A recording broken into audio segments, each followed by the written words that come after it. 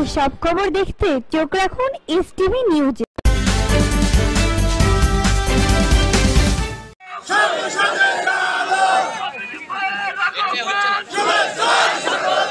শেখ হাসিনা বাংলাদেশের ৫৭ জন সেনা কর্মকর্তাদের ঠান্ডা মাথায় হত্যা করেছে, যা মুক্তিযুদ্ধের সময়ও এমন ঘটনা ঘটেনি বলে মন্তব্য করেছেন বাংলাদেশ জামাত ইসলামীর সহকারী সেক্রেটারি মোহাম্মদ রফিকুল ইসলাম খান। জামায়াতকে একটি আধুনিক ও মানবিক রাষ্ট্র কায়েম করতে চান, নারীরা পূর্ণ নিরাপত্তা ভোগ করবে, অমুসলিমরাও মুসলিমদের পাশাপাশি সমান নাগরিক সুবিধা পাবে। এ সময় তিনি আরও বলেন, ২০০৬ সালের ২৮ অক্টোবর সংঘটিত নৃশংস হত্যাকাণ্ড ও জুলাই ২০২৪ গণঅভ্যুত্থানে গণহত্যাকারীদের ফাঁসির দাবি করেন। বুধবার বিকালে নাটোরের লালপুর শ্রী সুন্দরী পাইলট উচ্চ বিদ্যালয় মাঠে উপজেলা আমির মাওলানা আবুল কালাম আজাদের সভাপতিত্বে প্রধান অতিথির বক্তব্যে তিনি এসব কথা বলেন।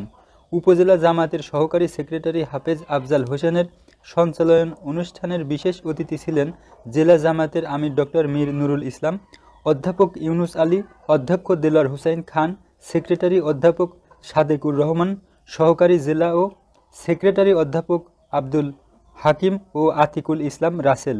অনুষ্ঠানে অন্যান্যদের মধ্যে বক্তব্য রাখেন উপজেলা জামায়াতের নেতা AKM আফজাল হোসেন, উপজেলা সেক্রেটারি মাওলানা সাইফুল ইসলাম, অধ্যাপক আব্দুল ওহাব, নূর ইসলাম, এসটিভি নিউজ।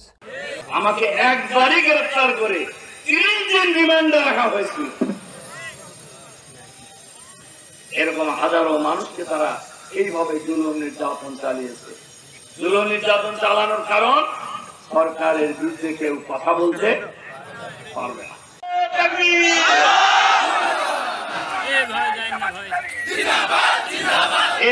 আল্লাহ তাআলা বলছেন, আমি যুগে যুগে ক্ষমতাবানদেরকে সবচেয়ে বড় দুর্বৃত্ত হতে সুযোগ করে দিই, আর তারা দেশ এবং জাতির বিরুদ্ধে ষড়যন্ত্র করে, আর এই ষড়যন্ত্রের জালে তারা নিজেরা জড়িয়ে যায়।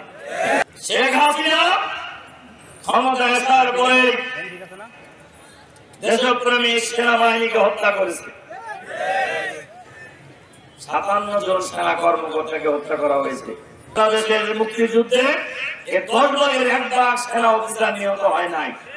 আর স্বাধীন দেশে ঠান্ডা মাথায় দেশপ্রেমিক জৈব চৌক ৫৭ জন সেনা কর্মকর্তাকে গুলি করে হত্যা করা হয়েছে।